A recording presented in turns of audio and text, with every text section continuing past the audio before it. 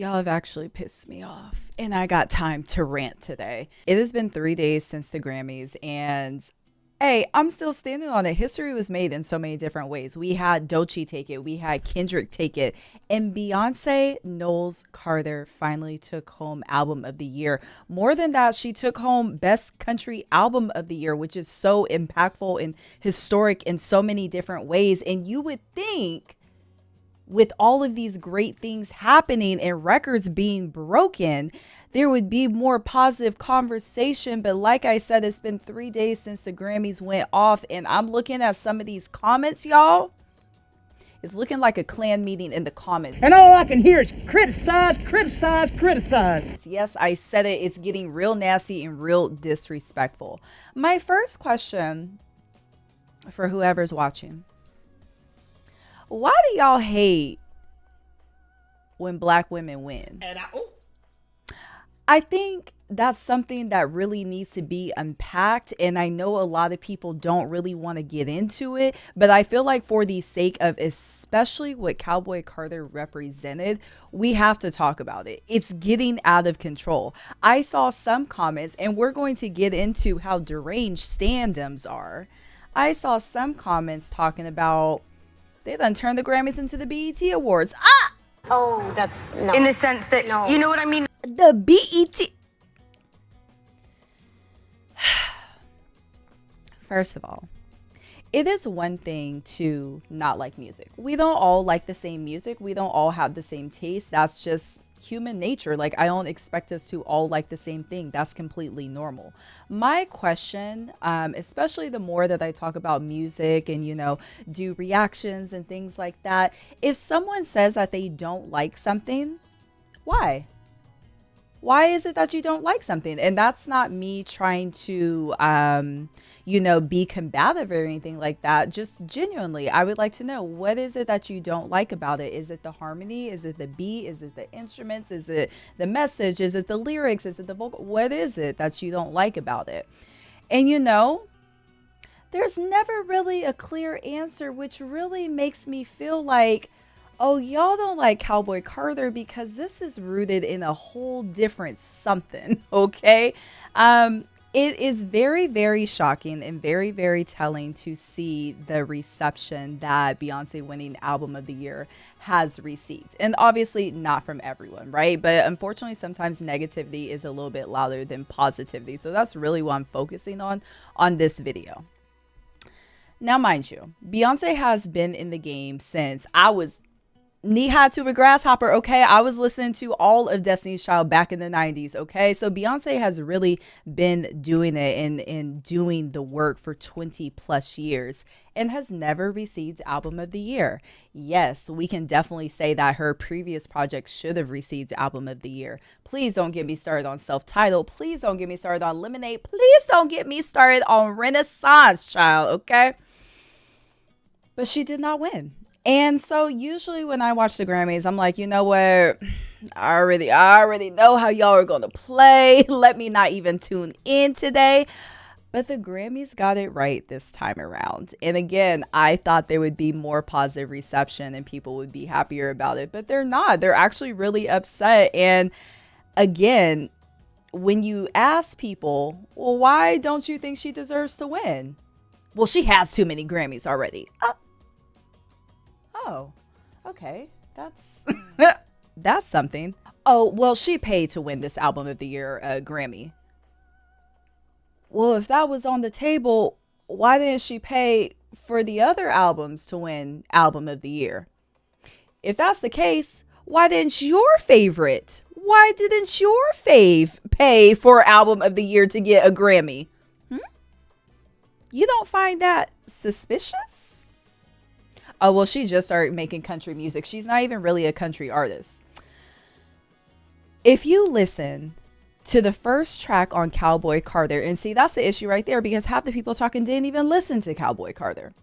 If you listen to the first track on Cowboy Carter, American Requiem, and she says, let me not mess up the lyrics. Let me say it verbatim, word for word. Used to say I spoke too country, and the rejection came, said I wasn't country enough.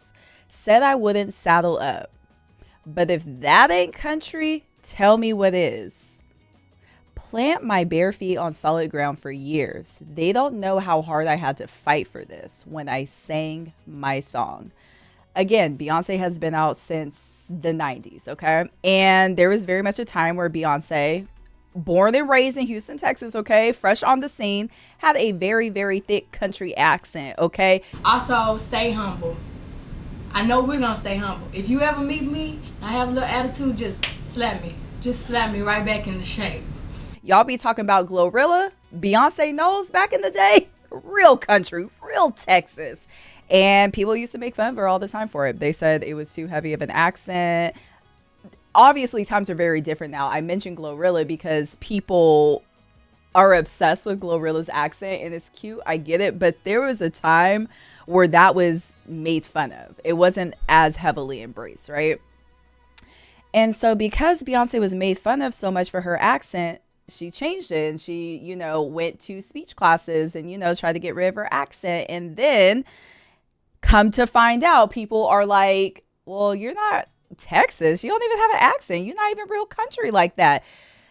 So it is very interesting how Beyonce gets back into her Southern roots. Not that they've ever left, but Beyonce obviously always mentions Houston and Texas and the importance and the impact that has had over her life. And she gets back into her country bag, her Southern bag, and it's shunned. It's not accepted. We could easily talk about the performance that she did with the Chicks back in, I think, 2016 at the CMAs when people were mad. When she performed Daddy Lessons with the Chicks, people were upset. People were up in arms. Get this girl off of our TV. Let's ban it from the publication and the broadcast. Let's get it all out of here. Not good enough, right? People weren't having it. Need I remind you, last year when it was announced that Cowboy Carter was coming out and Texas Hold'em came out and 16 Carriages came out, the amount of country music radio stations that did not play her music. A lot of those radio stations they actually did not play her music until they started getting so much negative feedback, pushbacks, people calling in, can you play that new Beyonce song? They're like, Beyonce country, what? It's just... It's so frustrating. It's so frustrating, especially I'm going to take my musical, opinions out of it. But as a Black woman, it is so frustrating to always have the goalposts move. It is never good enough. There's another part of American Requiem where she says, do you hear me or do you fear me? Which has always resonated so deeply with me because it's like, damn, y'all just want me to sing and dance and do my little tricks and entertain or whatever. But do you just hear me or are you afraid of me? Why can I also have a spotlight on myself and what I'm doing for the culture and how impactful this is? Why is there always pushback? Why is there always an issue? I am obviously very passionate about Cowboy Carter. I actually was interviewed for an article a couple of months after Cowboy Carter released. I will link it somewhere in the video. But I'm not a country girly, at all. And Beyonce really opens my eyes to damn, Black people were running things in country for a minute, huh? Okay, we were kind of doing the damn thing and making it sound good. And so it is interesting to me when you have an album like Cowboy Carter, which from the storytelling, the lyrics, the messaging overall about, almost taking back what's ours, right? Taking back this genre and redefining it and putting a different twist and a different element with still paying respect to legends. I mean, Willie Nelson was on the album. Dolly Parton was on the album. The importance of Linda Martell, who I had no idea about. And a lot of people did not even know who she was until Cowboy Carter, and talking about her story and her impact. Having Blackbirds, the cover, which was a Paul McCartney song talking about standing in solidarity with Black women during the civil rights movement. And in addition to having Blackbirds, you have 4 Black country women artists on the song collaborating. But people say the album ain't country enough. Well, what is country? Well, if that ain't country, tell me what is. Because it's really not adding up. And it's just so frustrating to always feel like, yes, it's making sense. We see the vision, but the pushback is so, why are y'all mad? Why are y'all so up in arms and upset? It's insane. And so, like I said, of course, there has been a lot of positivity and people are elated that Beyonce is finally getting her flowers in this way with Album of the Year because it was such a impactful album. But the pushback and the negativity, the racism, the sexism is what's just like blowing me completely. Again, if you don't like the album or if you've never listened to the album, say that. If you don't like the music, say what it is.